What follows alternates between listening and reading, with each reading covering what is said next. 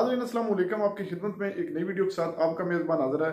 नाज़रीन, senior anchor Mohammad मालिक जो कि बड़े हौसलामंद और तहम्मुल मज़ाज इंसान है, आज मुस्लिम लीग नवाज का रहनुमा राना सनाउल्लाह उनके हत्थे चढ़ गया। एंकर मोहम्मद मालिक ने बिला खौफ इस तरह के सख्त और कड़वे सवालात किए। राना सनाउल्लाह के सामने वो बातें रखी कि आजकल तुम अपनी पार्टी से पीछे पीछे क्यों हो? मरियम नवाज फैसलाबाद आई थी तब भी तुमने मुलाकात नहीं की और इस वक्त भी आपको कोई ओहदा नहीं दिया गया है। बिलाखिर मोहम्मद मालिक के सवालों के सामने राना सनाउल्लाह टिक ना पाया और तमाम कच्चा चट्टा खोल के रख दिया। नाज़रीन, वीडियो बड़ी कमाल की है, वीडियो मुलाजा फरमाएं, फिर इस पर मुकम्मल तफसील आपके सामने रखते हैं।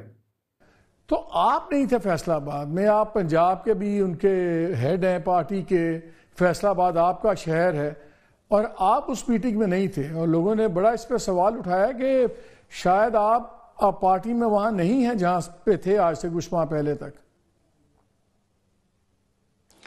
नहीं, देखें, फैसलाबाद तो ये है कि रात 9:30-10 बजे ये प्रोग्राम बना और इत्तफाक से जो है वो उस वक्त मैं लाहौर में था, मेरे से बात नहीं हो सकी। मुझे सुबह 11:39 पे फ़ोन आया कि जी ये चीफ मिनिस्टर साहबा तशरीफ़ ला रही हैं।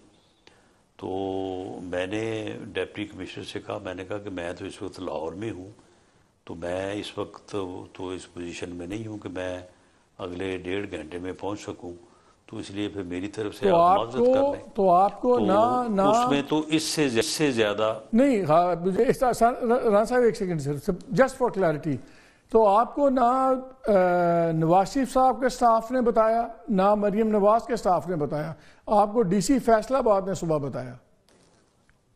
जी, वो भी सुबह मुझे यानी जो है वो इतला हुई और उनके स्टाफ ने खैर किसी को भी इतला नहीं की। सारी इतलाएं जो हैं वो डिप्टी कमिश्नर ने ही की, उसी के ज़ुम्मे लगा। तो वो तो सिर्फ इस हद तक की बात है। अगर मुझे तो इतला आपको ताज्जुब नहीं हुआ इस बात तो पे? मैं आपके लिए नॉर्मल चीज़ तो नहीं है, बड़ी अब नॉर्मल चीज़ है। नहीं, देखें, अगर मुझे इतला हो जाती बर वक्त तो मैं बिल्कुल तो ये भी तो हो सकता है ना कि राना साहब, ये भी तो हो सकता है कि आपको 11:15 जान के उस वक्त बताया गया हो जब पता हो कि आप नहीं आ सकते। नहीं, मेरा नहीं ख्याल कि डिप्टी कमिश्नर को इसमें क्या उसका क्या इंटरेस्ट हो सकता है। नहीं, उस बेचारे का तो कोई इंटरेस्ट नहीं होगा, ये तो दूसरों का होगा। ये कोई ऐसा मामला, क्योंकि हम ये भी देख रहे हूँ कि उसके बाद भी मेरा उनसे राब्ता है। फैसलाबाद से कोई प्रोविंशियल कैबिनेट में भी नहीं आया ना। मैं इसलिए पूछ रहा हूँ क्योंकि फैसलाबाद तो आपका इलाका था और आप ही का वहाँ ज़ाहिर है तूती बोलता था, तो फैसलाबाद से किसी को वजीर भी नहीं लिया गया। देखें, उसमें ये है कि अभी सेकंड राउंड जो है वो होना है कैबिनेट का, तो उसमें कैबिनेट में लोग जो हैं वो परफॉर्मेंस की बुनियाद पे लिए जाते हैं, कोई इलाके की बुनियाद पे नहीं लिए जाते। तो उसमें जैसे ही एक्सटेंशन होगी तो उसमें उसके मुताबिक जो है वो फैसला हो जाएगा। इन चीज़ों में जो है वो राना साहब, परफॉर्मेंस तो वजीर बनने के बाद ही पता लगनी थी ना। परफॉर्मेंस तो वजीर बनने के बाद पता लगनी थी। कैबिनेट में बहुत से ऐसे लोग हैं जो पहले वजीर नहीं थे। नहीं, तो परफॉर्मेंस तो वजीर बनने के बाद पता चलती है, लेकिन पहले पता होता है ना कि कौन परफॉर्म कर सकता है, कौन नहीं कर सकता। पूरे फैसलाबाद तो ये कोई ऐसी बात नहीं है साहब, पूरे फैसलाबाद एक बंदा भी नजर नहीं आया प्रॉमिसिंग। नहीं, तो उत्थे बंदे ही 2-3 जिते ने, बाकी जिते ही कोई नहीं। अच्छा, इधर आ जाए। पहले कुछ दिन पहले एक अजीब बात की जावेद लतीफ साहब ने और उसने एक नया बहस छेड़ दी। सवाल राना साहब सबने कहना शुरू कर दिया कि इसमें ब्लैकमेलिंग की क्या बात है। अगर आप कॉन्फिडेंट हैं, आप जीते में, उनको कहना चाहिए था, उनको चाहिए था, कहते हैं हाँ जी खोल दें 130 भी, ब्लैकमेलिंग की बात कहाँ की। लेकिन एक ये जरा दिमाग में रखिएगा, फिर कल एक ट्वीट किया है एक्स के ऊपर ख्वाजा साद रफीक ने। वो कहते हैं वक्त आने वाला है जब एक दूसरे को गालियां देने, टांगे खींचने, साजिशें करने और घसीटने वाले पछताएंगे, लेकिन वक्त गुजर चुका होगा। इस मकरू खेल का आगाज जाली तब्दीली के ठेकेदारों, उनके सहूलतकार सियासतदानों, जर्नलों, जजों और जर्नलिस्टों ने किया। द एंड जल्द हो जाए तो अच्छा है, जल्द या बदेर फैसला सियासतदानों को ही करना है। यानी कि वो तो ये कह रहे हैं कि ये गवर्नमेंट का भी अब द एंड जो है जल्दी हो जाए तो अच्छा है। पहले जावेद लतीफ़ साहब कहते हैं कि गवर्नमेंट ये देखें जी 130 का खोलना तो बिल्कुल ये ब्लैकमेलिंग है। अब ये बोलते हैं ख्वाजा साद रफीक साहब कि जी ये बेहतर ही है जो कोई ड्रामा चल रहा है द एंड हो जाए। आप भी इस वक्त आउटलाइन पे बैठे हुए हैं, आप तीनों बड़े करीबी समझे जाते थे नवाज शरीफ साहब वगैरह के, तो लग ये रहा है कि जो नवाज शरीफ साहब वाला ग्रुप है वो शायद इस पॉलिटिकल प्रोसेस में खुश नहीं है या साइड पे है। कैसे अब ये दो चीजें खासतौर पे ख्वाजा साद रफीक के ट्वीट को कैसे आप देखते हैं? देखें, ये इस किस्म की सियासी थ्योरी जो है ना, ये हर दौर में जन्म लेती है और फिर अपने तौर पे जो है ना उन चीज़ों को आगे बढ़ाया जाता है। मैं बिल्कुल इन चीज़ों पे यकीन था। जो ख्वाजा साद रफीक के हल्के में इलेक्शन हुआ बिल्कुल ठीक हुआ, उसके रिज़ल्ट को उन्होंने तस्लीम किया। मेरे हल्के में कोई टारगेट किलिंग नहीं हुई, कोई जो है वो किसी ने किसी को हराया नहीं है। जो वोट पड़ा है उसके मुताबिक उसका रिज़ल्ट आया, मैंने उसको तस्लीम किया। अब जावेद लतीफ़ साहब तस्लीम नहीं कर रहे इस बात को और वो उसका कोई ना कोई इधर उधर से जो है ना वो अपने तौर पे जवाब पेश कर रहे हैं। वो ठीक है, वो करें, मैं उनको इस बात से जो है वो रोकने वाला कौन हूँ। लेकिन मामला ये है कि ये बात 100% नहीं 10,000% कि किसी को इसलिए टारगेट किया गया कि जी वो मियाँ नवाज शरीफ के करीब है और किसी को इसलिए टारगेट किया कि वो दूर है। जो लोग हारे हैं बिल्कुल हारे हैं। वो कोई जीता है तो ठीक है, वो जीत गया। अगर उसके ऊपर किसी को एतराज़ है तो वो जाए ट्रिब्यूनल में, जाए अदालत में जाए। मियाँ नवाज शरीफ जो हैं वो पार्टी के लीडर हैं। जो जीते हैं वो भी, जो हारे हैं वो भी, सब उनके जो है वो करीब हैं।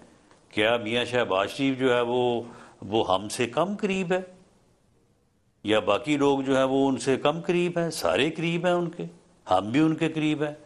अब हम ऐसे ही खामखा अपनी हार को जो है वो मानी पहनाने के लिए कहेंगे जी हमें इसलिए टारगेट किया गया, इसलिए टारगेट, किसी को नहीं टारगेट किया गया। जो रिजल्ट आया बिल्कुल सही आया। ये जो आप सेनेटर भी नहीं बने, आप कोई एडवाइजर भी नहीं बने, सेनेटर का खास तौर पे, क्या आपके नाम पे कहीं क्रॉस तो नहीं लगा हुआ कहीं पे? नहीं, सेनेटर मुझे क्यों बनना चाहिए था बताएं ना। पूछ रहे हैं ना लोग, क्या वजह थी कि मुझे सेनेटर बनाया जाता? कुछ बहुत से लोग आपके होते नहीं हैं ना। मामला ये है कि देखें, मैंने पार्टी के टिकट पे 8 इलेक्शन लड़े हैं। 9वां इलेक्शन ये था। पार्टी ने मुझे टिकट दिया, पार्टी ने मुझे पूरी तरह से सपोर्ट किया, मैंने इलेक्शन लड़ा, मैंने अपना हक एक्सरसाइज किया। तो उसके बाद अगर मैं कामयाब नहीं हो सका तो उसके बाद सेनेटर्स की जो लोग लाइन में लगे हुए थे पिछले 6 साल से, पिछले 3 साल से, ये उन लोगों की जो है वो हक बनता था या मेरा बनता था कि मैं जाके कहूँ कि जी अब मैं उधर से फारग हो गया तो अब इधर भी मैं ही हूँ? ये तो कोई तरीका नहीं है। हाँ ठीक है, अगर कोई ऐसी जगह होती कि वहां पे कोई आदमी और क्लेम करने वाला ना होता और पार्टी के पास गुंजाइश होती तो चलो फिर सोचा जा सकता था। साद रफीक वाले ट्वीट की बात मैं थोड़ा सा उस पर और करना चाहता हूँ। वो क्यों समझते हैं कि ये सब कुछ द एंड होने वाला है, नहीं होगा तो सारे पछताएंगे? क्यों, किस बात की फिक्र है उनको? वो सही समझते हैं। इस वक्त मुल्क जो है वो मुआशी दलदल में फंसा हुआ है, धंसा हुआ है।